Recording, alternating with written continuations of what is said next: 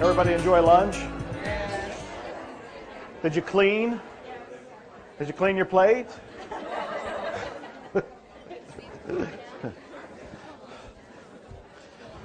You all are wearing, most of you that pre-registered are wearing these wonderful name tags.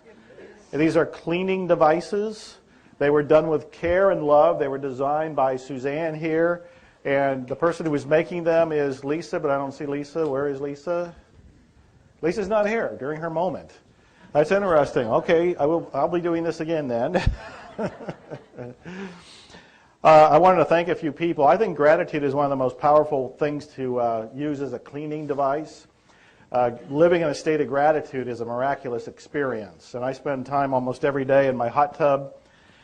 And in that hot tub, I am giving thanks. And it is a powerful, all-encompassing, sweeping tool that just goes through my life and erasing a lot of things that I might not have given thanks for. But I start with thanks. And I want to thank people like Mark Ryan. Mark, stand up again. Mark did the introduction. Yes. Mark and I are friends, business partners. We have wonderful talks and journeys together. We've come out with Subliminal Manifestation DVDs that was an inspired product which has made a phenomenal amount of money for us. We've done 4 DVDs now.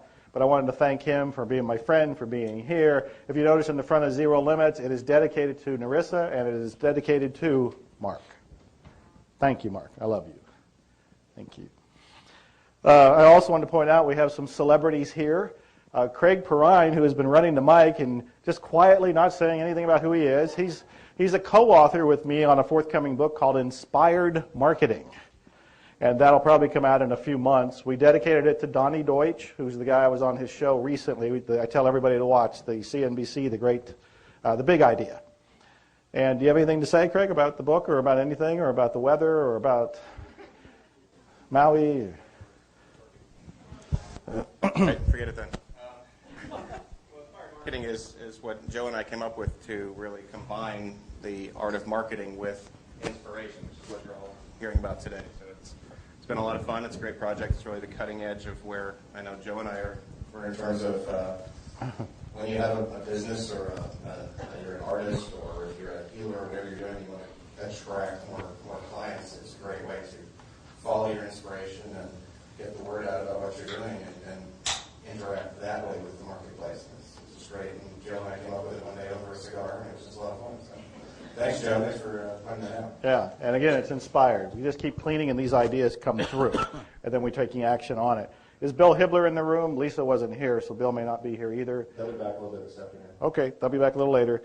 One of my best friends, a guy who is my personal chiropractor, who I pack up and I take with him everywhere I go. A guy that if I just want to have fun with, I can say anything to him, I can tease him, I can be insulting to him, and he will do the exact same thing to me, which, you know, you're good friends when you can do that. He's also an author, and we're also going to be working on a book together, and I can't remember his name. It's Dr. Rick Barrett, who's standing right here. Do you want to stand up? You're now standing. Rick's written several books from Healed by Mourning to Dare to Break Through the Pain. We're working on a book together that'll be on the subject of giving, because we also think that's a powerful way to make a difference. I have a North Star team here, which are my Miracles coaches, and they're all spread out someplace. I don't know where they're at. They're all together. They have their own table. Stand up. These are my coaches right here, all of you.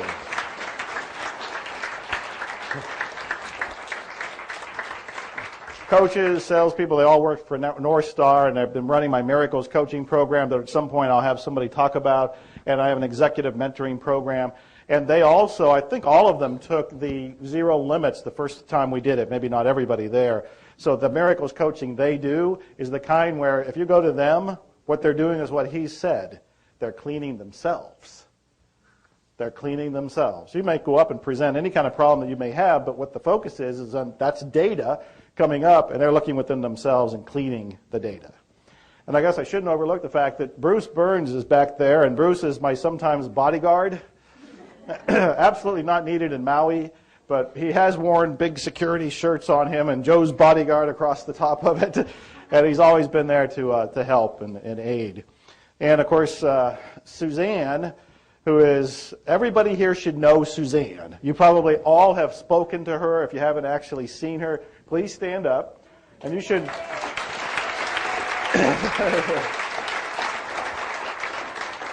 Suzanne makes all of this possible. She's pretty much a one-person show. She's running all of this, organizing it, dealing with all the people here, the video people, the mic people, hotel people, all of the registrations here. And just, I check in on a Friday and say, hey, how's it going? But she's running it. She's running it. And thank you. Thank you for everything you're doing. One of my dear friends here lives in Maui part of the time. And he lives in other places other times. And that's Joe Sugarman, right over here. Joe, would you stand up? Joe Sugarman is the man behind Blue Blocker sunglasses. Joe Sugarman is a living legend when it comes to direct mail, copywriting, and so forth, infomercials. He's been a dear, dear friend in my life. In fact, I just got slightly choked up thinking about it, Joe, because at the beginning of the year when I was going through a 3-month cancer scare, he was one of the people that leaped to the rescue with the product that he was inventing and co-sponsoring to create. And I wrote about it in Zero Limits. And his wife is right beside him, who's this beautiful belly dancer. Yes. Wonderful, wonderful people. I just met somebody else in Maui who put me on his TV show. I think it is called Life in Maui. And it's Steve Freed, who's right over here. Steve. He's got his own TV show here. He's been doing it for 2 years. And I was on it just the other day, so it'll be airing in a couple weeks. And, you know, with everything that's been sweeping up into my life, with all these books that I'm doing, and of course I'm in movies I didn't even know I was in, Executive Decision, TV shows I never knew I was in, you know, Law and Order, stuff like that. I have all kind of people coming to me that want to make TV shows, or they want me to have my weekly talk show and things like this. And again, I just keep cleaning. I just keep cleaning. I don't know if they're going to work out, and I don't care. I just keep cleaning. And as I keep cleaning, these magic and miracles just keep happening. And again, I'm not creating them, I'm agreeing to them. And there are 2 people from Hollywood who are in this room who have been watching me really close to see if I'm TV material or not. But no, I'm kidding, because they're big fans. They've already read all of my books. They wanted to come here anyway. I had dinner with them last night. And these are absolutely wonderful, passionate people. And I wanted to point them out. That's Tom Shell and Ricky Masler. Are they here? Way in the back. Give them a big hand.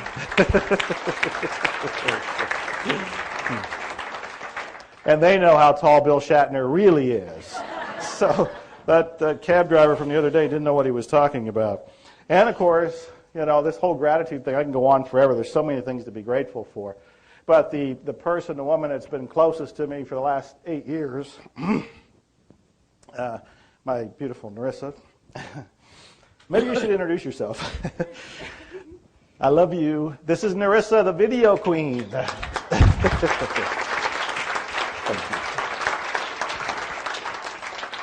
And Zero Limits book was also dedicated to her.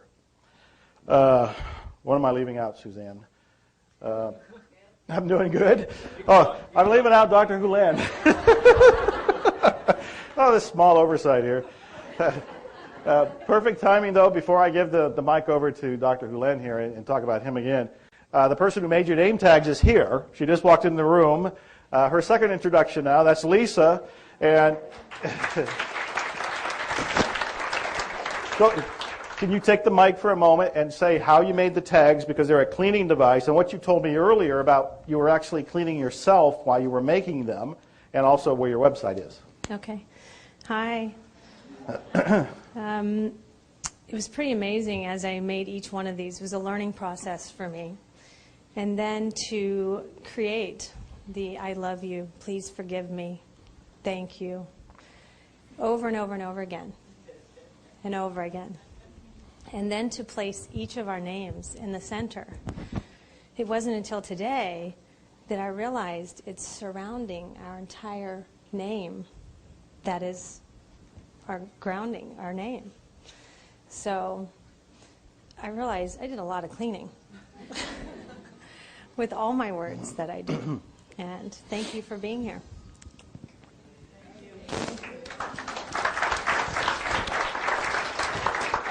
I believe her website is sunfusion.biz. It's on the back of the name tags, apparently? Oh, okay. So you've got all of that. And of course, I want to thank Dr. Hulen for coming here because he travels all over the world. He was just in Japan. He's going to be traveling some more to actually get him to put this on his calendar and both of us be able to wedge out the time to do this is a very big deal. And I love him. He knows I love you emails to each other. Apparently mine still get through because he's not allowing all the emails to get there anymore. But thank you for being here. And then come on back up.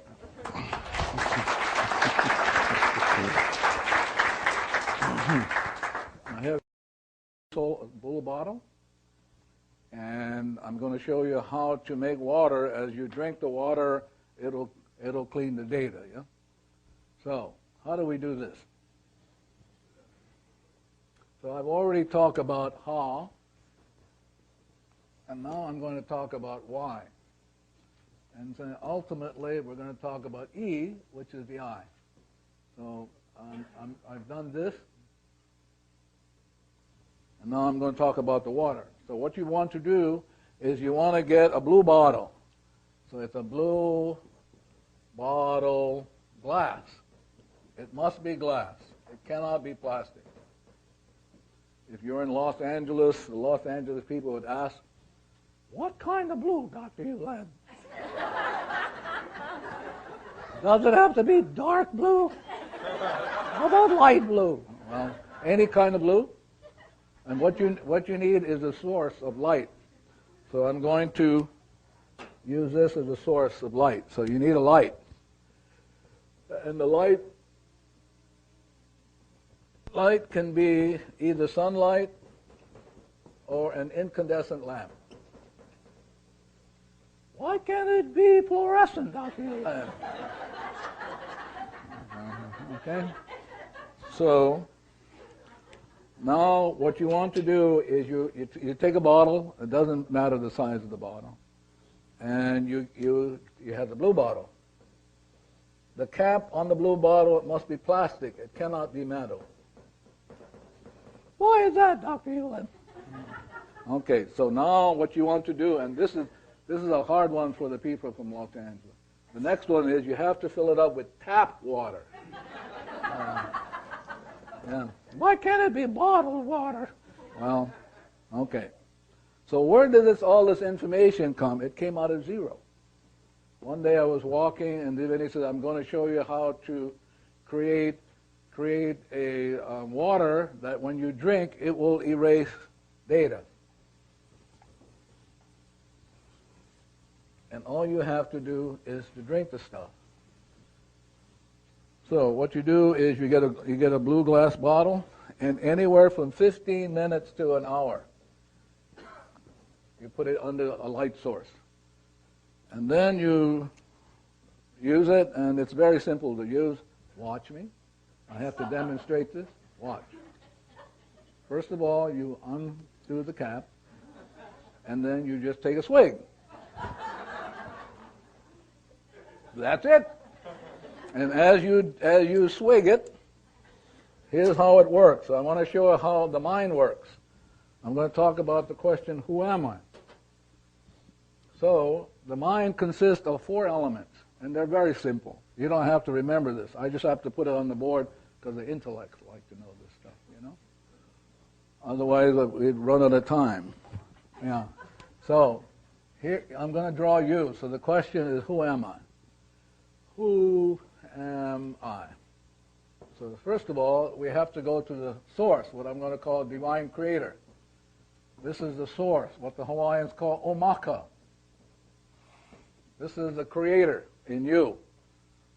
So that's it. This is who you are. You're part of this creative process. And then below the creator is a superconscious. The super C. Some people call it spirit. The Hawaiians call it the Aumakua. Aumakua. Aumakua meaning across all time and space. We'll come and we'll review this. And then the other thing is the Christians will call this Holy Ghost. So there are different names for it. It doesn't matter. All you have to know is you got one of them. Yeah. Yeah. If you don't have one of them, that means you're dead. Really. So I need to let, so it's a superconscious. Now one of the things you'll notice is that divinity is carving your identity out of zero. So 0 here, 0 here. Then the next level down is called the conscious mind. Consi.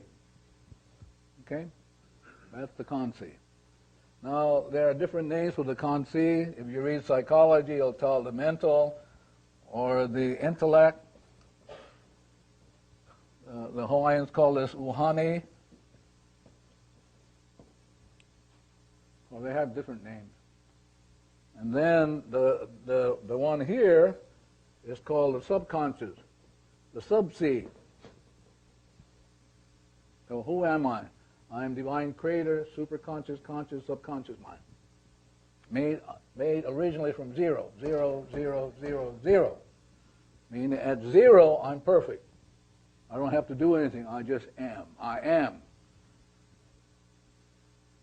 Then what happens is that because you're 0, the first sound you heard in creation, the very first sound, is the breath of the divinity called the Ha. Divinity breathing into you what the Hawaiians call the breath of the divine. So it breathes into you. The inspiration comes down. So it comes down spiritually, mentally, and physically. Now you're lined up. See? No goofiness, no nothing against God. Now you're lined. As long as you're lined up, you're fine. You get it like Joe Vitale, anybody just get exactly what's right for you. The wonder of it all is that everybody else will get what's right for them. As long as you're getting what's right for you, everybody else will get like. As soon as you get goofy, that is, you lose that and you go into chaos. And the chaos is always the memory replaying in the subconscious. This is the computer bank. Then the conscious mind gets hooked into that. Then you're stuck. How come? Why? I thought I was good, and you just go on. And it's called babbling. So we're always babbling, but we're stuck in the data.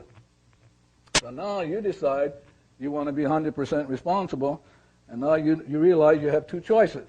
Only two choices. Only two choices. You can hang around with the divinity, or you can hang around with chaos. This is called chaos. This is memory is chaos. So you have a choice. Now you're stuck in chaos. Suffering, misery, blame, you name it, you got it. So you're stuck there. Now you decide to be 100% responsible. So this part of you, called the conscious mind, has choice. It can stay hooked or let go. Most of the time, it's stuck in 15 million pieces of data, and over here 15, and it's thinking, it says, I know. Okay, no, but you decide to clean up your act, so you say, I love you. As soon as you say, I love you, something wonderful happens. You don't have to say anything else. I love you. Immediately, the energy, the flow goes from the conscious to the subconscious, automatically. It never goes this way. I'll give you an example. I was doing a class in Valencia, Spain, and there was an American at the back of the room, even though it was being translated in Spanish. So the American raised her hand, and she said, I had a grandson, 5 years old, throat cancer, died. I prayed. How come he died? How come he died? Well, I said, you prayed for the wrong person. Can I say that again? I said to her, you prayed for the wrong person. You should have been praying for yourself. What's going on in me that I experienced my grandson with that problem? So she was praying for the wrong person. So now, let's assume we're her, and let's assume this is her grandson. That means if the grandson's stuck, she's stuck. The Hawaiians call this aka cord. That means it's a pull, a jerk, like that. So now you're both stuck. But we keep thinking that's the problem here, when the problem is over here.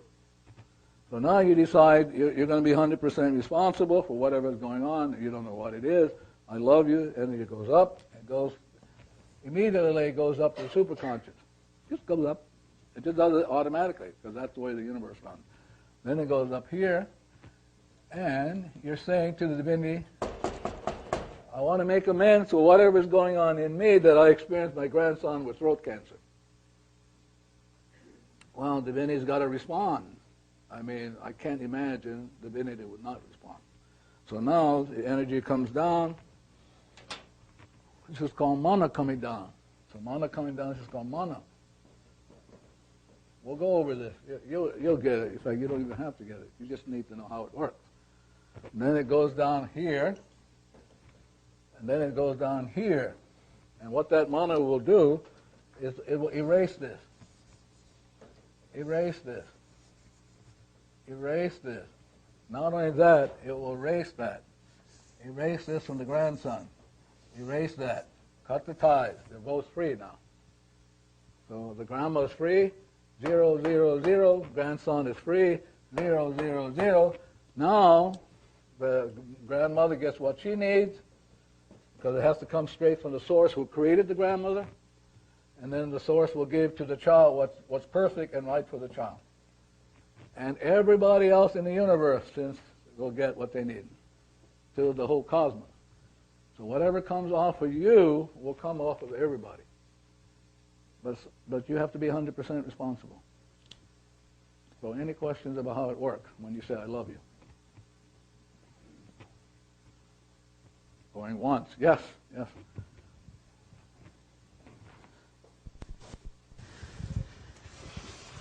When we ask what's going on in me, is there an expectation of an answer? No, the only reason I'm saying that is I'm doing it rhetorically. You don't have to say that to yourself. But since this is a training class, I'm saying I need to know what's going on in me. That's all I'm saying. But you don't need to do. Just do you say I love you. Since this is a class that I'm teaching, you have to know the reason why you're cleaning because you're saying what's going on in me I would like to make amends for. Yeah. Anybody else, please? Yeah. No, you have to take a mic. Oh. Can you stand up, please? To know who it is that you're cleaning, you know you're cleaning yourself. Yes. What comes to mind is whoever. So I'm cleaning myself Yes. with that whoever in mind. Now you're cleaning whatever is in you that you hold of the other person or the situation. Kia ora. No, don't, not yet. So now, let's say you decide you're clean. Whatever comes off of you will come off the whole cosmos. Will come off of Mother Earth. Now, one of the problems with Mother Earth, the reason she has the problem with the temperature rising, right, has nothing to do with carbon dioxide. It has to do because everybody's pissed off. Yeah. I guarantee you, as we begin to be 100%, Mother Earth will be fine. Because whatever comes off of us will come off of Mother Earth.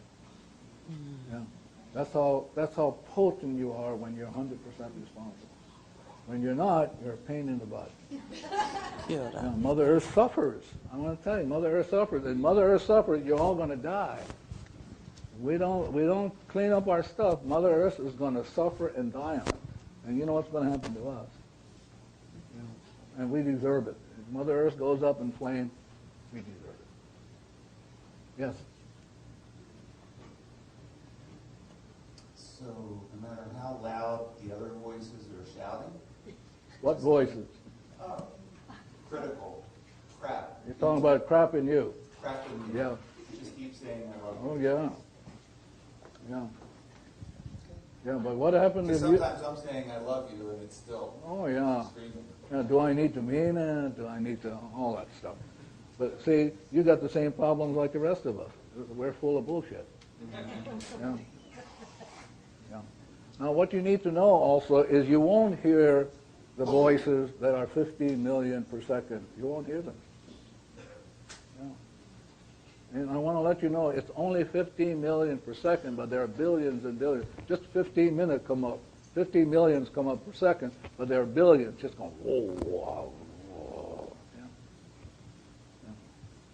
So the idea is if you save your butt, you'll save everybody else's.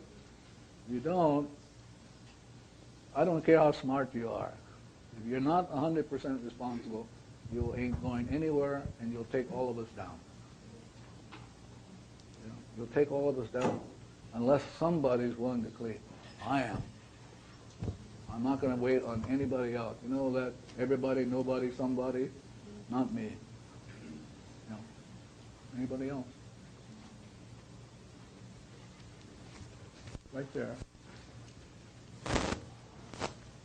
Hello, my name is Simone, and my question is in regards to what constitutes the time that it will be healed or clear. Is it 2 No. 3 years or- No. Who would you ask that? You're asking a question, but who would really know? God. Yeah, so how come you're not asking God? What? Well, you're in front of me. I know, but see, you're blaming me. You're blaming me.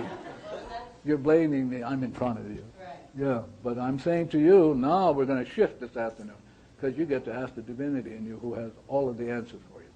And you'll get a very different answer than our friend here, Joe. You can ask the same question, different answer between you and Joe. Right. Yeah. So I'm saying to you, clean up, let the divinity do it for you. Yeah. Anybody?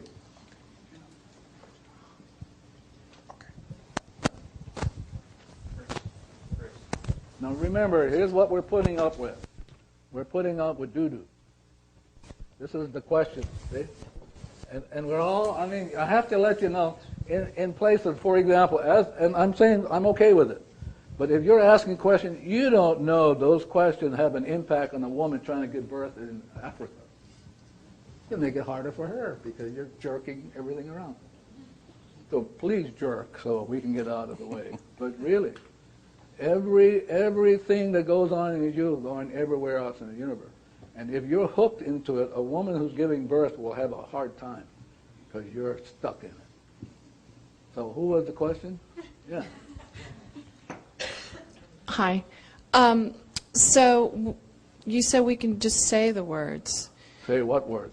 Be clear now. when we're cleaning and clearing. What word are you saying? I love you. Yep, that's all. Do we need to say I'm taking responsibility? No, you didn't hear me say that. I said just say I love you. But I did hear you say you need to take Yeah, but responsibility. that's what you thought you heard. Didn't I just say you're going to clean? Just say I love you? Yeah. That's all I would say, is I love you. Okay. Yeah. Anybody else?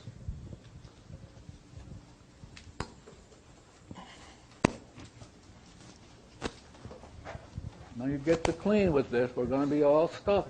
You cannot believe how serious this is. We're working on, this guy's asking questions has to do with Alzheimer's. That means stuck in the stuff and can't get out. The people who have Alzheimer's don't have the problem of memory. They can't get out of the stuff. They can't get out because we're jerking them around. Yes? It's a personal question to you. I Yes. was wondering, when you first started learning to clean, after a while, did it take a discipline to remember to constantly clean? I'm sure I'll be cleaning for months and months and months on a regular basis, but I worry about it. I'm going to show you how you can do it even while you're sleeping. But I can't get to it unless you guys let me sit me free from all the questions. But I can show you how to do it while you're sleeping. But if I have to put up with all these questions, we're never going to get to it. Yeah. Nothing more for me to say. Thank you.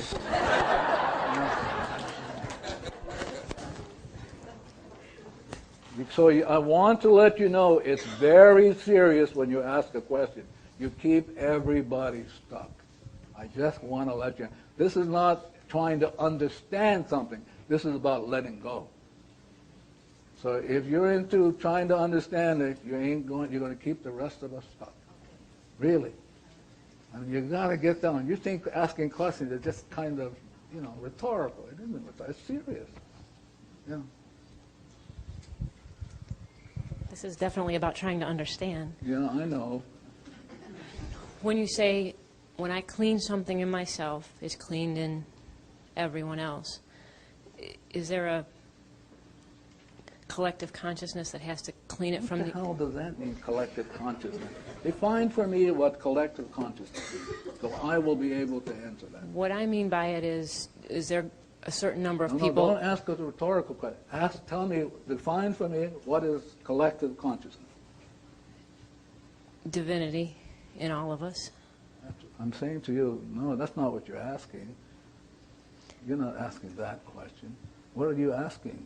I'm asking, does it require a certain number of people to be cleaning on the same That's issue? the intellect talking from Los Angeles. All it takes, one person, you.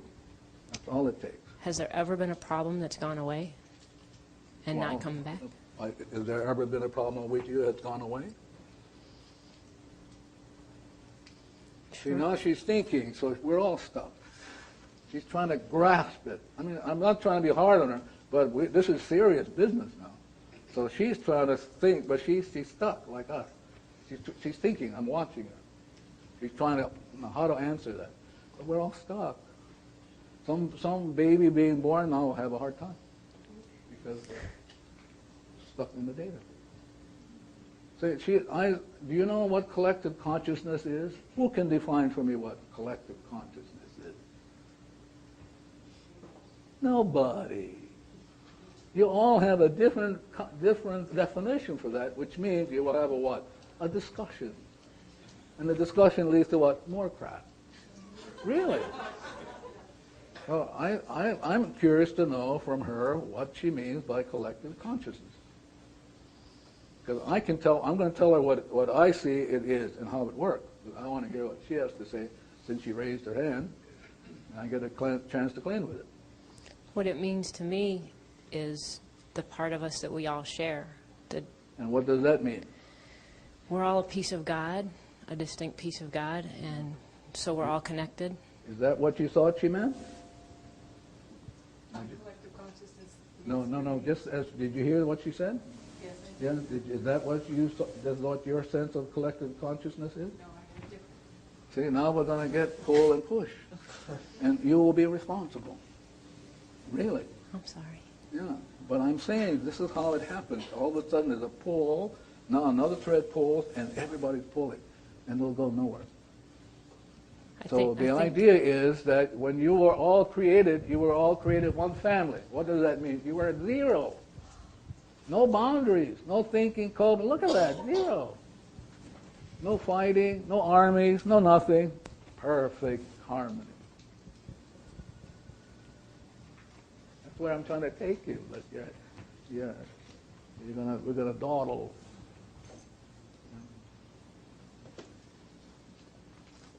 Now's our chance, you know. I mean, I'm willing to clean, so let's get the stuff out of us. Do a spiritual animal, you know. Yeah. Let's move it. Yeah. Please, yes. Our Cuban friend over there.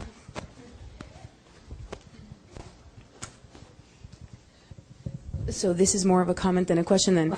So is it safe to say that more crap, right? Yeah. Because the universe, if we clean ourselves for everybody else, it's because the universe only exists within us. Yeah. And so if you clean yourself... Wait. Did you hear that? Now that's a beautiful definition of consciousness. She's saying to herself, the universe is in me. Wow. Now talk about clarity. I love that. She must be from Cuba, yeah? Only people who are clear come from Cuba, yeah? Ooh. Well, I wasn't really born there. My parents are. Yeah, perfect. Yeah. That's it. So then all of you are actually... In you. Me. Absolutely. Yes. So watch this, how beautiful. So God is in you, and you are in God. So when a memory comes up, it's in all of you, and you're stuck with it. But now, all it takes is one person to do the cleaning. It comes off her and comes off all of you. How wonderful. If we can be 100% responsible, which is hard to get to. But all it takes is one person. We don't care if the rest of us sleep. As long as one person is cleaning non-stop, the rest of us will be fine. You'll be fine. I tell you a story of my daughter. She was 7 years old. She's 32 now, so she was 7 when she first took the class. And she slept through the whole thing. She was snoring away. I have to kind of gently pinch it like that, but she slept through the whole thing. And so one day we were home, and I was about to get in the swimming pool. So I had, going like just about, and she said, 7. She said, "Dad, remember what that old lady said?" I'm going, "What old lady?" "Dad, remember what that old lady said?" And I said, "What did the old lady say?" And she said, "The old lady said, before you get into any body of water, you mentally put in an Alka-Seltzer pill. Just mentally put it in. Dad, I'm going to do it for you this time, but you're on your own the next time." So the story is, even when you're sleeping, you're going to get it. So my daughter was sleeping when Morna was teaching this course. And she just slept. Thank God she slept. She didn't have any questions, Yeah. And the other thing is, you can take this course as an absentee. If you do, we will have no questions. Yeah. So let's go over it again. So in the beginning, there was nothing. Nothing. You need to know this. Nothing.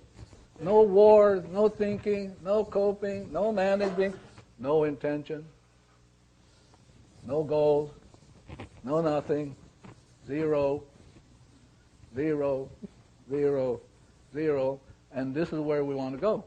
We want to go back to the origin. This is the origin of your being. 0. And so I'm going to take the mind and turn it around sideways now, so you get to see the mind sideways. So here's the mind sideways. And this is 0. So I've taken the board and put it this way. So this is 0. This is you. I want you to be clear. You as 0 do nothing. Can we say that again? You as 0 just is. Like this. And then when God goes, hello, you go. Now, when the data plays called memory, you go,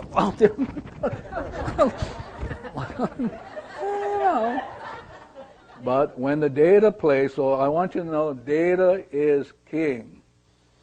Data is queen. Data governs. You are not in charge. When the data plays, you follow.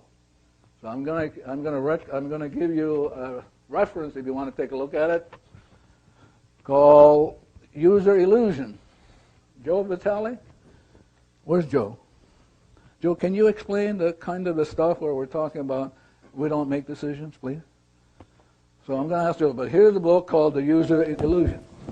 And ultimately, the consensus, the summary of this, the work on consciousness, is you don't decide anything.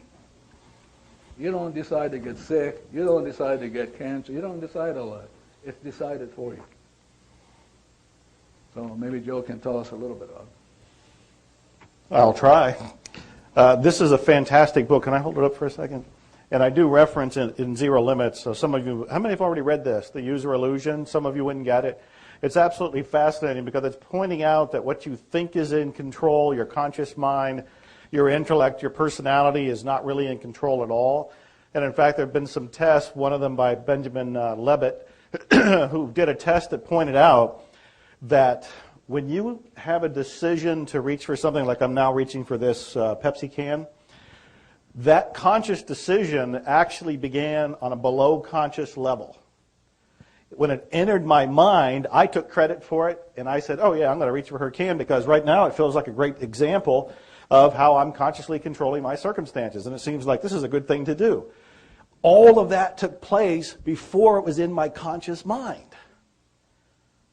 First of all, that's pretty eye-opening in itself, that what you think is your intention. Now, I'm a guy who's taught about the intention. I'm in the movie The Secret talking about the power of intention. I've written books about the power of intention. I now think intentions are old news. I now think intentions are a fool's game, and intentions in many ways are limitations. So first of all, if I have an intention for something, it bubble up out of something deeper than my conscious mind. If I take credit for it, that's the user illusion. I think I own that. I think, wow, I came up with this wild intention for some business, some product, some book. That wasn't the case at all. It came from something deeper. The real question for me that gets very interesting is, where did it come from? So if an intention, an idea, a thought, actually this is one of my favorite things to do. I ask people to stop for a moment and consider, can you predict what your next thought is going to be? There isn't a single person who can. Those thoughts are just bubbling up. Where are they coming from? If you take credit for them, you've fallen for the illusion. If you sit there and wonder where they're coming from, which is where I think is a good place to be, then you end up wondering, did it come from memory, programs, data, or did it come from the divine as inspiration? And at that point, the only thing to do, and believe me, this is all I'm left to do with, is to clean. I'll give an example. When I was going to be on Steve's TV show, we rented a car and Narissa drove because I wanted to relax and be focused and save my energy for the show itself. And as we're driving there, suddenly something bubbled up that said, you should move here. I hadn't even told Narissa this because I kind of put a clamp on it. I said, I don't want to hear that. Moving costs a lot of money. It's a big energy drain. I got a lot of things going on. I don't want to hear this. The last time I was in Maui, I heard the same thing. I spent several of my days here looking at houses, which I could have been at the beach working on my tan. So, driving along, and I was in a pretty meditative space. I was very relaxed. I wasn't doing the driving. I wasn't focused on that. I had already met Steve. I was comfortable with Steve. So it was just a matter of going over there, doing the song and dance in front of his camera. So the thoughts are bubbling up. If I take credit for the idea, oh, I got this great idea. I should move to Maui and I can open a business here. I can move all of my business here. I can do all kind of wonderful things here and seminars here. User illusion. I didn't have that idea at all. It came from this depth. My question for myself right now is, did that come from inspiration? Or did that come from the program that was thinking Maui is a cool place to live? You know, year-round beautiful weather. I mean, there's all kind of rationale, all kind of logic I could use. So the only way for me to remedy that right now is, I love you, I'm sorry, please forgive me, and thank you. Constant clearing till I can say with some sort of degree of certainty that that was an inspiration. That help? Maybe they want some questions. Question about that? Yes. He's going to bring a mic to you. This is a wonderful book, by the way, The User Illusion. It is at Amazon. Some bookstores will carry it. The author, I can't pronounce his name. Torrey Tranders, Norretanders.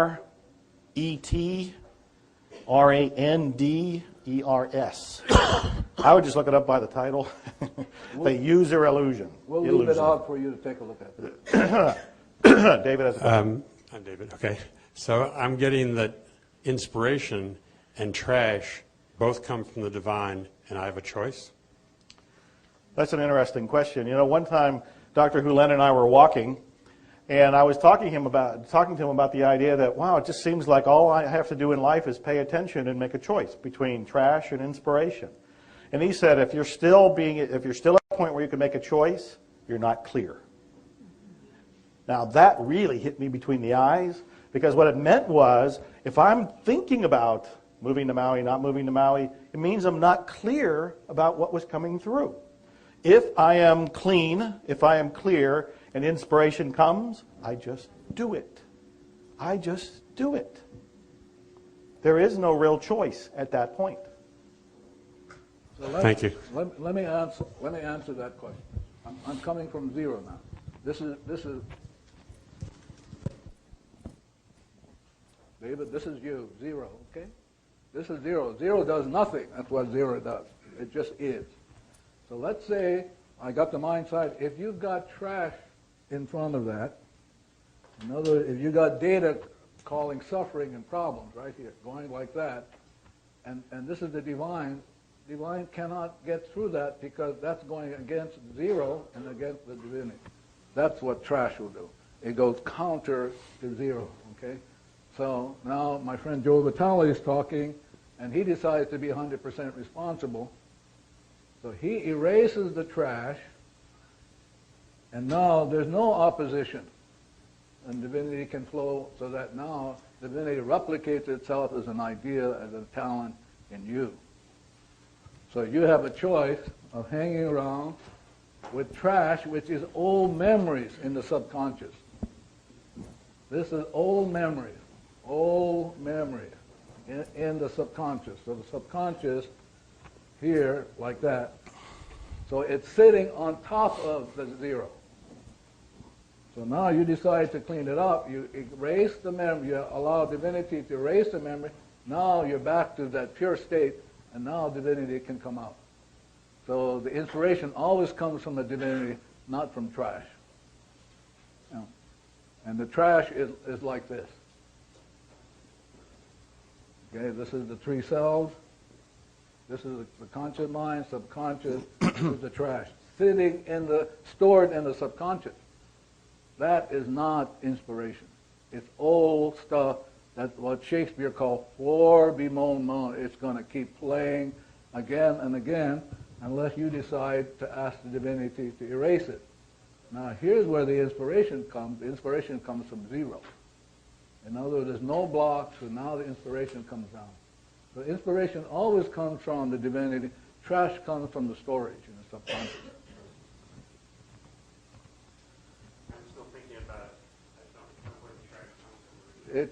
You put it there. No, you did put it there. It's stored now because of eons and eons and eons. Now it's stored there, and as long as it's stored there, it's going to play. So you show up in this lifetime, you meet the same people, and then you have the same fear, you have the same physical problem. It's old stuff. But now you decide to let it go. You allow divinity to erase it. Now you have new information come in called inspiration. Brand new, never given before. Never. It's an absolute new information. Okay, so any questions about how to do the solar water? Yes? Yes? You need a mic so we can all hear you.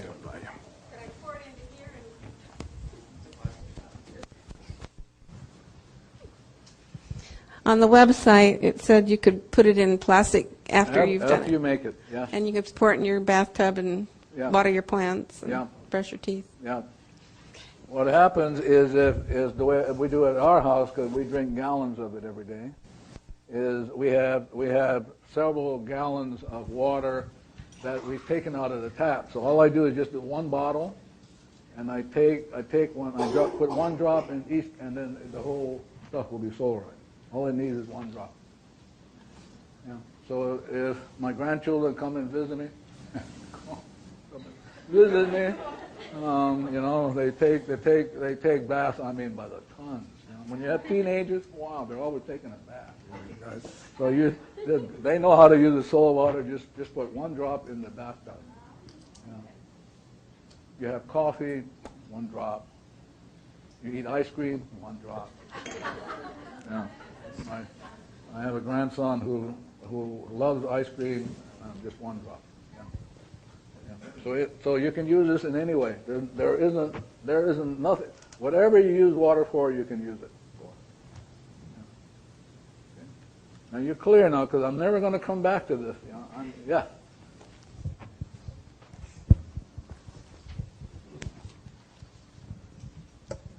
Can you put it in before you cook, or would it change? I'm sorry? If I were to put a drop of water and I were to cook something, would it make that water just... If the water is solarized, all it requires is one drop in anything. Oh, anything. It doesn't matter. Yeah. Okay. Yeah. Thank you. Sure. Divinity just makes it easy, you know. As the old Hawaiian saying going, easy does it. Easy. So any questions about this? I can let this go? Okay. Somebody's calling me? We're okay? All right. Raise your hand. The invisible lady. Okay. So, we got the ha. We got the ha in there, and we got the y. Ha, and I'm going to take you to that, and y, e. So now all you have to do is say Hawaii, and that's the cleaning process. So ha means the breath of the divine, water means the water of the divine. So now you got a double combination when you say the word Ha-wa-i or Ha-va-i.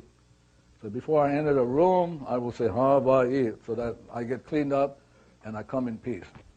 If I'm going to eat anything, Ha-va-i. If I'm going to pick the telephone rings, Ha-va-i. I'm never going to listen to something on the phone without cleaning.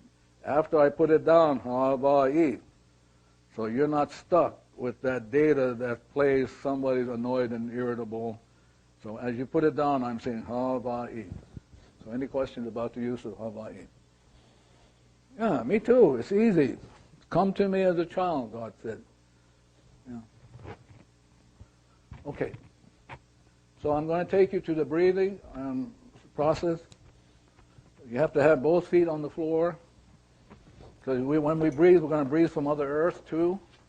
We want your back up gently against the chair. Because we're going to breathe for family, relatives, and ancestors. We want to breathe and go back and hunt down any error so that our children's children will not be stuck with it. Okay? So you got both feet on the floor, back to your side. And then what you want to do is, here's you. This is the pointing finger. You know how your mother goes. Yeah. My mother was very good at it. Yeah, and then you got your thumb, which is the E in Hawaii. Without your thumb, you'd have a hell of a time trying to do anything. So now, excuse me, I'm going to give you my pointing finger. Yeah. So the pointing finger represents politics. This is the politics that says you've got to do it this way. You cannot do it this way. So what you do is you're going to combine it and then make a figure 8. See? This is a figure 8, and then just drop it in your lap, pointing to these fingers like that, and drop it in your lap. Okay? So I would like for you to close your eyes. This is the political finger. This is the pointing finger. You're combining them because you want to make sure you're going to be one with divinity. Then you do it, figure 8. Infinity sign, see? Yeah. So now when we do the breathing, divinity is going to go, well, just go deep in our soul and just look for the data to clean. Since there are many of you, more data will get clean. Okay? So now you have it in your lap, so if you would close your eyes and just listen. I will walk you through one round. So you're going to breathe through your nose. That's number 1. Not through your mouth. Why through my nose, Dr. Evelyn? The reason why is a higher level of consciousness. So as you breathe in, it's going to be a natural breathing. So you breathe in gently, and in your mind you're counting up to 7. 1, 2, 3, 4, 5, 6, 7, or however you count. Everybody will have its own rhythm. So you breathe in, and you're counting to 7, and then you hold for 7 counts. And then you exhale for 7 counts. As you're exhaling, you're counting 1, 2, 3, 4, 5, 6, 7. And then you're going to hold for 7 counts. That's one round. I'm going to go over it again. You breathe in for 7 counts. Hold for 7 counts. Exhale for 7 counts. Hold for 7 counts. That's one round. I would like for you to do 9 rounds. And when you're done, if you would open your eyes, please.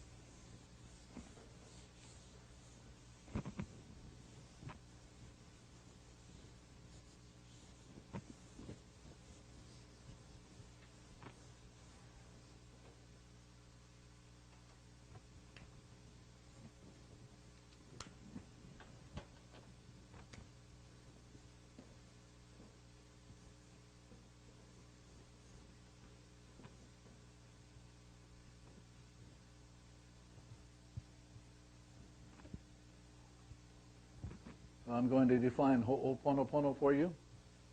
And it's not like the guy from Ireland who came to take the class in London when he said, how do you say, is it Hokiponi? I said, well, it's close. It's close. But, so instead of you're saying Hokiponi, I want you to say it correctly. Because in Hawaiian, it's very important to pronounce the word correctly. Okay? So it's Ho'o. This right here is an Okino mark. And so it means to give that O a punching sound. So it's Ho'o. Ho'o. Not Ho, like Santa Claus. Yeah, so Pono. Pono. So Ho'o, Pono, Pono. And it simply means to correct an error.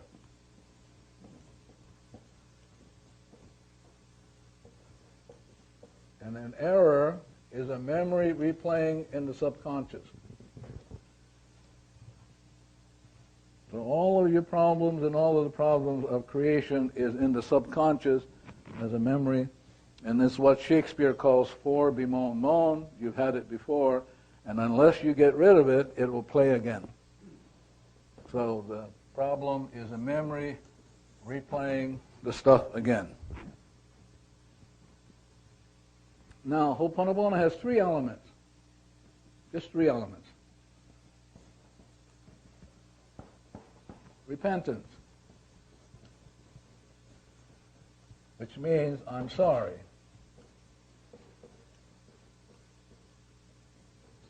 What are you sorry for? I'm sorry for whatever is going on in me, that my mother's angry at me, or somebody's angry at me, or I'm having financial problems. Something's going on in me for which I would like to make amends. So you're saying, I'm sorry to whatever is going on in me that I experience as a problem replaying. So it's old stuff. You've had it before. You came into this lifetime again with it. Unless you get rid of it, it's going to come back again with you. Then the other one is forgiveness.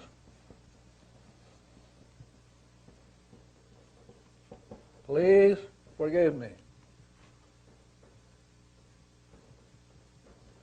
And only the divinity here can forgive you. So the forgiveness has to come up here. This is where the forgiveness has to come.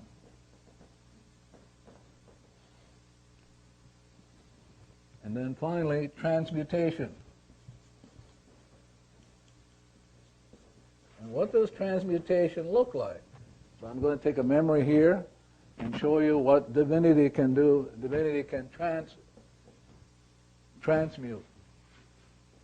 And only this part of you can do it. The intellect cannot do it. The superconscious cannot do it, and the subconscious can't do it. So what does transmutation look like? Here's the memory, which is a problem. So now the mana comes down into the subconscious, and what the divinity will do is will take this memory and purify it. So it will begin to dismantle the memory. But the energy is there, but it's pure energy. So now it's pure energy. So what the divinity will do, it will do the next thing, pull that energy out and put it back up here in the omaka. Just pull the pure energy so it can be used again. Pull it up, put it up there. So now you have a void. Well, divinity has transmuted that memory to pure energy, pulled it out, void, and now divinity says, now I can put inspiration in there. So now the inspiration comes down. And so every time you do, I love you, thank you, drink the solar water, you do all this stuff, as long as you're cleaning, this thing will just go on forever and ever. The minute you start asking questions, you're thinking, how come, why, the whole thing jammed. I had the privilege of doing a wonderful interview with Joe a couple of days ago, and it'll be on local TV here, but it's also available to watch on the web. It's a very personal interview. Joe really...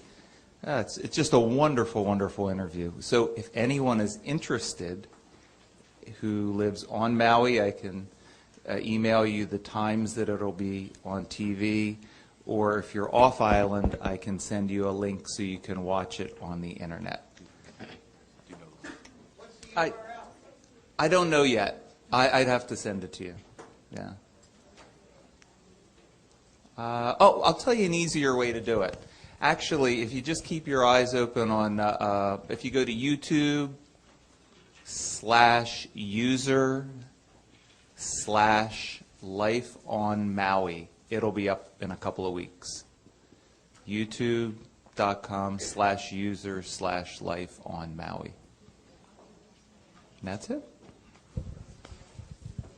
Thank you, Steve. Before I have Dr. Hulan, can I have one of those pens too?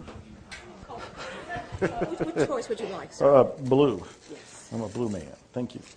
Before I have Dr. Hulan come back up here, do you have any questions that maybe I can answer for you? No questions at all. You're all at 0. We have a question over there, and we have a question back there, and looks like we have one over here. Yeah, I had a feeling there would be a question or two for me.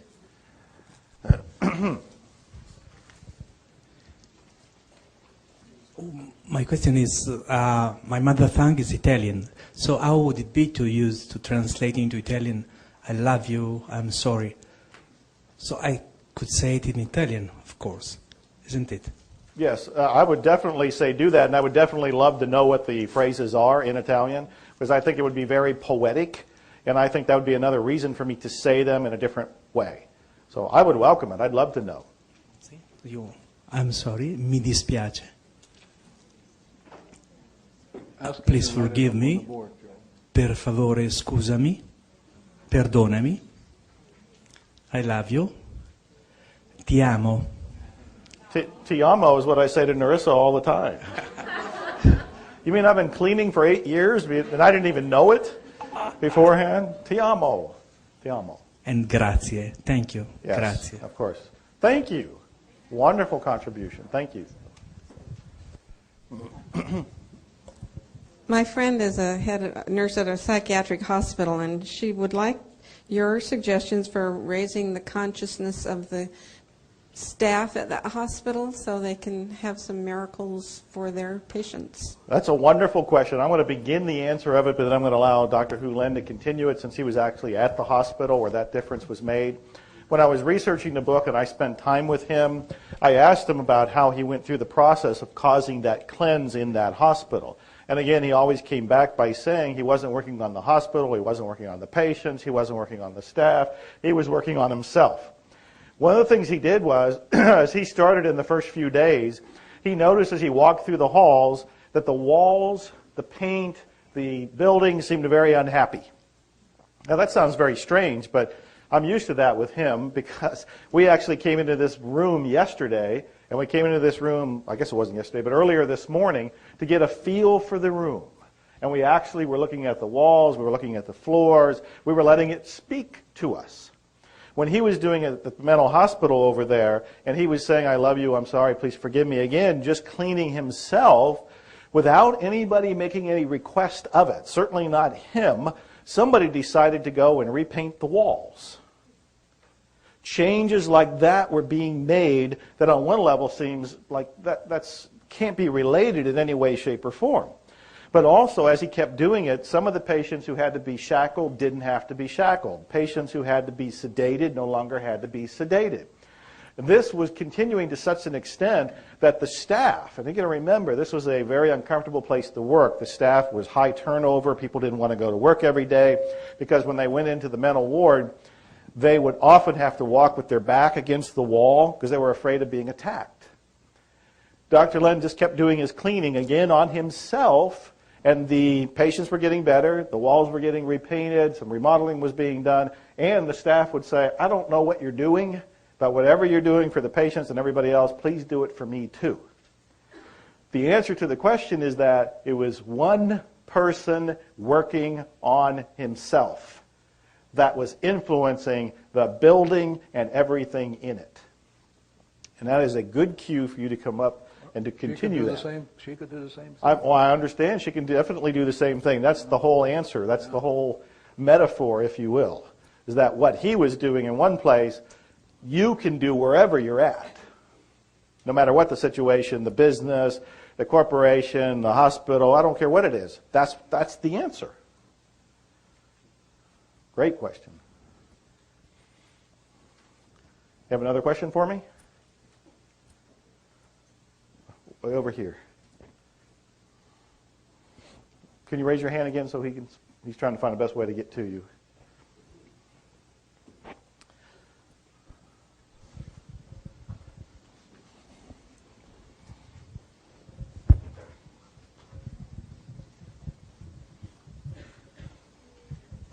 Cindy. Nice and clear.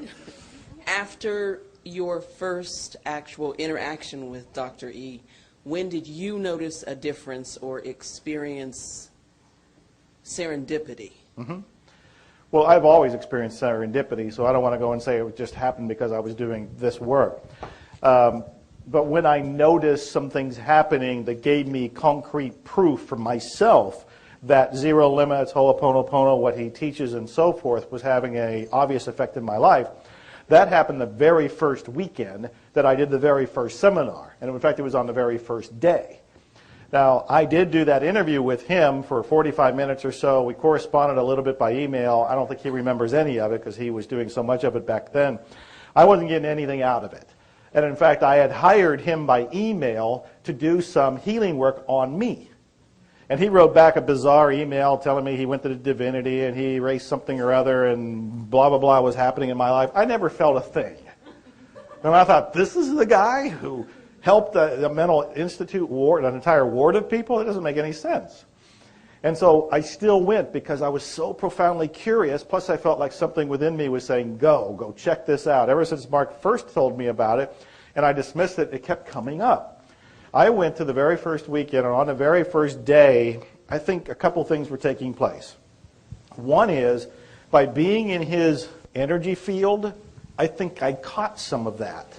Much like a tuning fork or a hanging up at one that's already tuned beside it, they start to go into the same tune. I started to feel like I was merging with that. I don't think I was thinking that consciously. That's how I rationalize it today and explain it today. The second thing is, I really caught the idea that saying, I love you, I'm sorry, please forgive me, thank you, was really profoundly easy. It didn't cost me anything, and I could learn to do it pretty quick. And so I was starting to do it. Now, at first, I had to remind myself, not force, I was going to say force myself, but remind myself to keep saying it, because it was unusual. So I kept saying it. That evening, I had the beginnings of a urinary tract infection. And I thought, well, shit, what's this all about? You know, I don't need this. It's going to make everything uncomfortable, and I want to focus on what's going on. And then I thought, wait a minute. He says I can clean on anything. Let me clean on this. So while I'm just having the awareness of this health problem, I just kept thinking, I love you, I'm sorry, please forgive me, thank you. Now, keep in mind, I don't know where that little affection was starting. I don't know where it came from. I didn't care. I didn't try to be intellectual about this. I didn't play Sherlock Holmes. I didn't play my own doctor. All I was focusing on was this idea that I wasn't feeling good in that particular moment. Let me see if I can clean the problem. Next morning I wake up, it's gone. Now for me, that's a very minor, it's not like I had cancer and the next morning it was gone, but it was still enough for me to say, this stuff just might work. So that's where it began for me. Yeah, great question. Great question. I have another one somewhere back there, it looks like. Mm-hmm.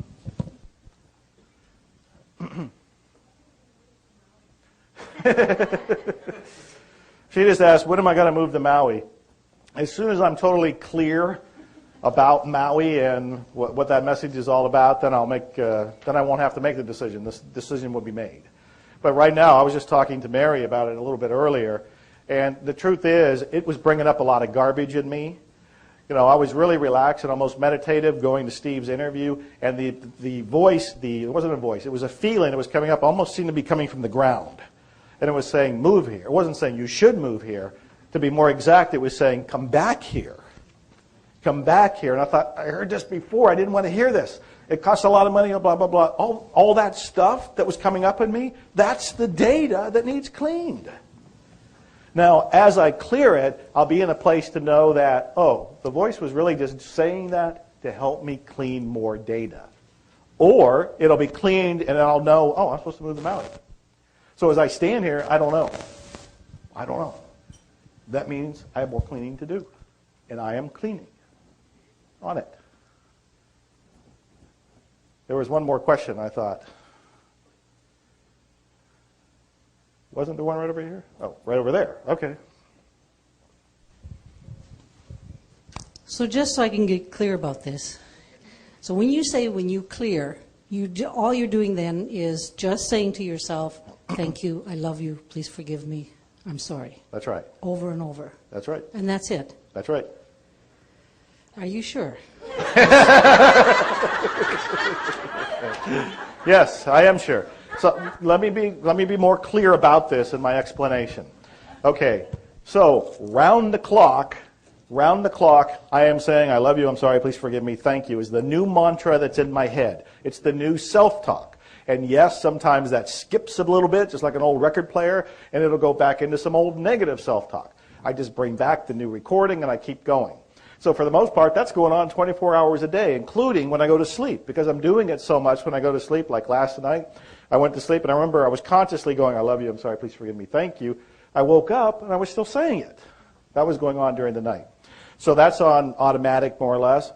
If an issue surfaces in my life, if I have a problem in business, if I have a problem in a relationship, if I have a problem with an illness, if something surfaces that's suddenly in my awareness, I focus on it. But I don't focus on it with a scalpel. I don't focus on it with some sort of microscope or some sort of computer program to dissect where it came from. I just have the awareness of, okay, I have this particular problem. As I hold the awareness of it, I'm saying, I love you, I'm sorry, please forgive me, thank you. But now I have a little bit more focus because something's come up in my world. Maui has come up in my world about moving there. That's kind of a problem, in data terms. And so as it's come up, I have that awareness. I love you, I'm sorry, please forgive me, and thank you. Let me dissect it just a little bit more. When I say those phrases, what I'm basically saying is, I'm sorry. I have no idea how I helped co-create those programs in me.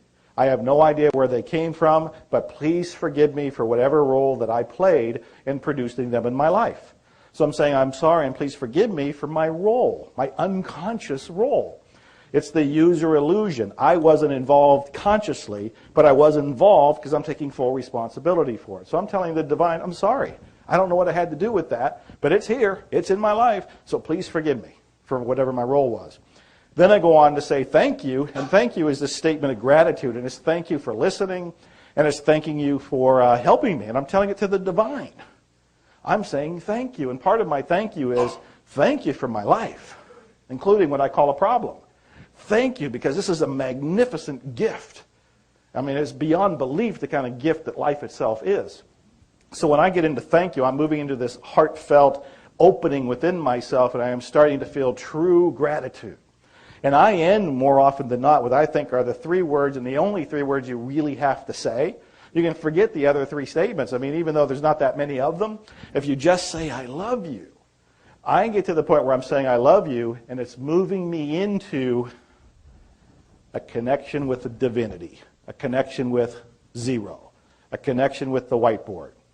If I'm saying I love you and I really start to feel it, I have been saying this. I opened for Donald Trump in Chicago a while back. A few weeks ago, I told you about turning them down. I finally spoke. I told them all about Dr. Hulan. I told them all about saying I love you. And it was a wealth real estate seminar that should have been closed to this.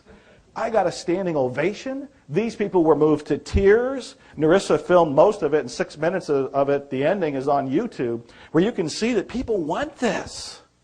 They want this, and part of the ending that is moving people so dramatically is when I get into that space and I'm saying, I love you, and I'm saying I love you with this sincerity that is reconnecting me to the divine, and that divine is erasing the programs, the data, the negativity, the beliefs. And when I get to that place, I swear, folks, it's like a state of rapture. It is almost indescribably blissful. People often ask me about my goals, my intentions, things like that, and I say I don't have them anymore. That basically I live in a moment-by-moment state of awe and wonder. And that by letting go, by constantly cleaning, I get bigger and better things that I might have intended to have. my little pipsqueak of a little ego would have said, wow, it would be fantastic to have this island house of some sort. But if I let go of that intention and I keep cleaning, the divinity comes through with an inspiration that dazzles me in its colossal beauty and magnificence. And it's bigger than what Joe would have thought. So yes, all I'm doing is cleaning, but all I'm doing is the most powerful, sweeping, transformative phrases and tool that I know of to date. And even if you didn't want to do all of them, just say, I love you. And he is right. He told me in the first weekend, you don't have to believe it, and you don't even have to feel it. By just saying the words, you will start to feel it. You will start to go in that direction. When you hit that direction and you go towards zero space, there ain't nothing better.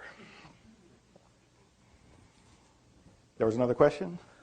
Oh, over here.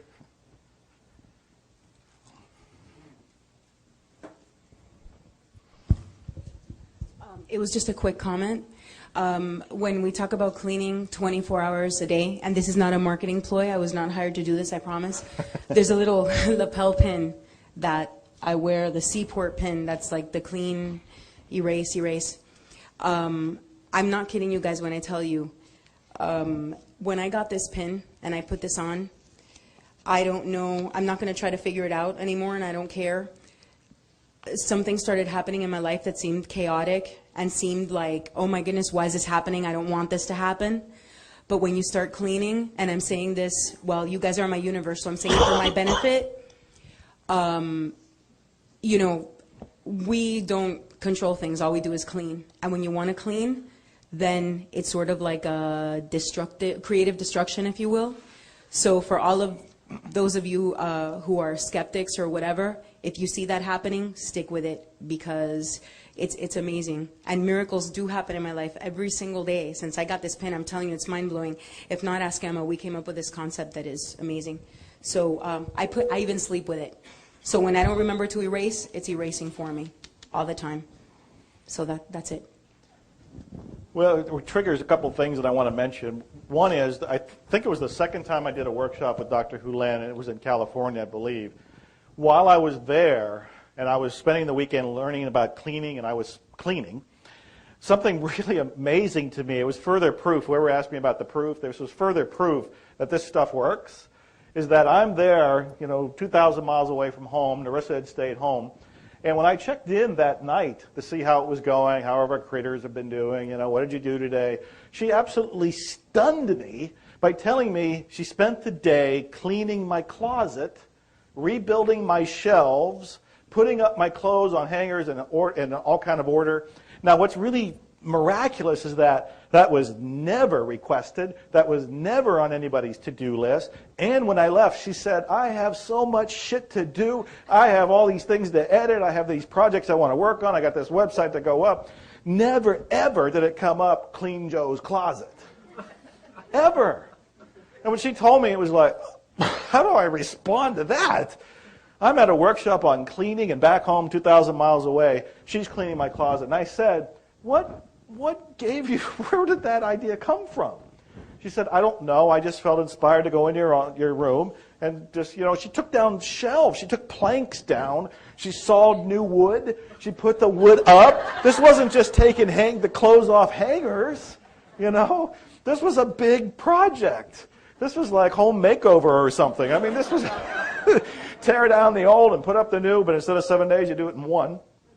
She was inspired to do that while I was being cleaned, and I was doing cleaning. And the other story that I like to tell, and Bill Hibler is in the room if he doesn't mind telling this. Bill Hibler is a co-author with me of the book Meet and Grow Rich. And he was one of the early readers of the manuscript of Zero Limits. And I love telling this story because Bill is a very practical thinker. He's very open-minded, but he is very objective, practical, reality-oriented thinker. And he wanted to test the book. And he was looking at his mailing list at the time, and he was using the I love you, please forgive me, thank you, and I'm sorry. And he could spell it out a little bit more if you don't mind. Is that okay, Bill, since you're on the spot?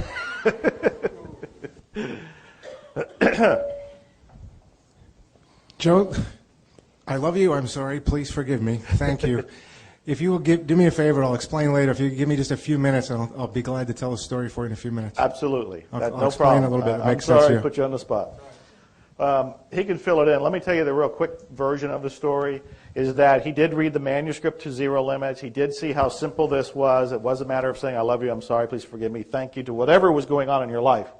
He wanted to test it on a practical level, so he was thinking of his mailing list. He does internet marketing like me. Like I say, we've co-authored a book called Meet and Grow Rich. And he was thinking of his mailing list. And so as he's thinking of his mailing list, he's just saying, he's got the awareness of his list, the people on his list. I love you, I'm sorry, please forgive me, and thank you. Now, without doing any other marketing, without sending out a sales letter, without sending out a news release, without tweaking a website, without doing anything else, all he was doing was cleaning. He had 41% more sales from his email list when he didn't even mail him anything. Is that not powerful, overwhelming evidence?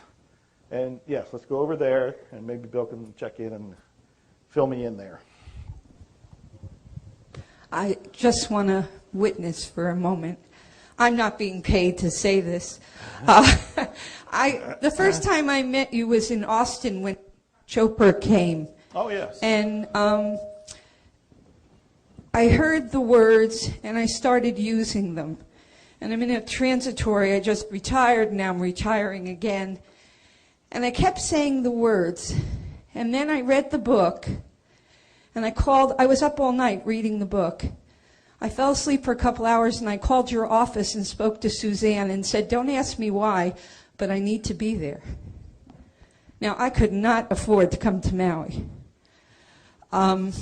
Suzanne said, okay. And I said, save a seat for me. I have to find a ticket on an airline and a hotel. And the whole thing worked. And it worked in like 2 or 3 hours.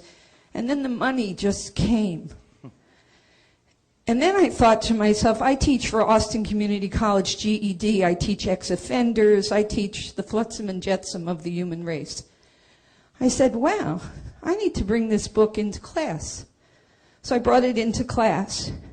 And for the last 2 weeks, I don't even want to tell you how many miracles have happened, but I want to share one with you because it is so incredible. Ex-offender, really bad stuff, but I love them all. He told me he had to go to court to try to get visitation of his 2 little boys. And he said, I don't have a snowball's chance in Hades. And I said, yes, you do. I love you. And I had taught the whole class. And these are adults who are trying to get a GED. And half of them can't read and half of them can't speak English. So I worked with him, and the whole class worked with him. It became a project. This, as a teacher, the word dirtbag, if anybody else in the room is a teacher, you've all had these people in your classes. We worked with him. He went to court last Thursday morning wearing a rented suit, he borrowed it from his brother. He shaved, no lawyer. His ex-wife had a lawyer with a mouth on her. He went to court, and the judge got to the point where she said to the lawyer, cool it. I want to hear what this man has to say. He just spoke from his heart. When he walked in my door on Thursday night, I knew he had won. The whole class knew it. But it gets even better. He saw me and he lifted a box of papers onto my walker. And I went outside and I'm thinking, how are you going to get this box into your car? And I was trying to think how I was going to get the box into my car. And I got to my car and there was nobody else outside, and I'm thinking, okay, find the strength. And here comes a car. I said to him, it was the same guy. I said, what are you doing here? He said, well, I got halfway out the gate, halfway down the block when I realized there's no way she's going to be able to put that box in her car. So I turned around to come back to put the box in the car for you. Wow. This just keeps going. I mean, I could go on for another hour about all the things that have happened. The one last thing is I have a little cousin who was 5 when I saw her. She's 38. She has 2 little boys of her own, and they live on Kona. So 2 weeks ago, I called her and said, I'm coming to Maui. Do you live anywhere near Maui? She said, well, it's a plane flight. It's this, it's that. I said, hang in there. Don't make any plans. the money materialized. They're with me here this weekend. Have not seen her in 33 years. Well, they're here in the room? They're here in the hotel. I got them a car, and they're visiting. We were at breakfast. We caused a problem at breakfast. We were celebrating Hanukkah, singing Hanukkah songs and playing with dreidels and things at the breakfast table. I wanted to give them a little gelt so they didn't have to bug their parents. But, I mean, this stuff is just so powerful on so many levels. One last thing. I don't have any knees. I mean, physically I have knees, but they don't operate. They don't work after a bad accident. Since I got here, and I had to get the cart because last night I thought I was going to just disintegrate, I've been speaking specifically to my knees. And I want to tell you, it works. Thank you. I love you. You're doing it. You're doing it. Give yourself an applause.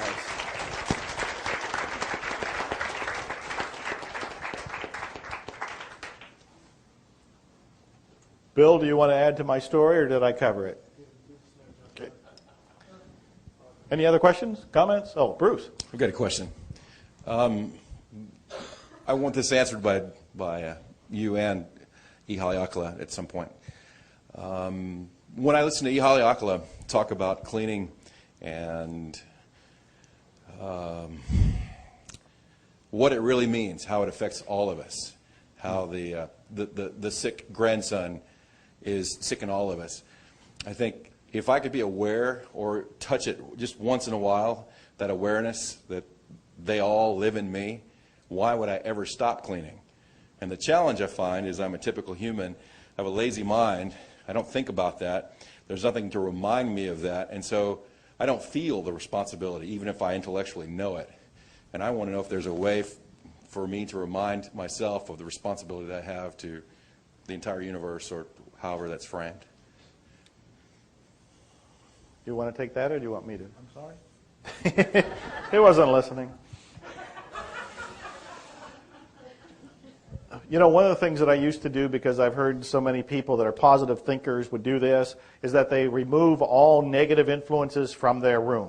Mark Victor Hansen, for example, Jack Canfield, they don't allow the TV to be on, they don't allow newspapers to be on, they don't allow negativity, they don't allow gossip, no complaints, anything. I love that. I admire that. It's an idealistic way of being, and I think, boy, you are in a protective bubble when you do that. What an energy field that must be. Then I asked Dr. Hulen one time when he was in Wimberley, and we were walking and visiting, and I said, do you ever watch the news? He says, oh, yes, all the time.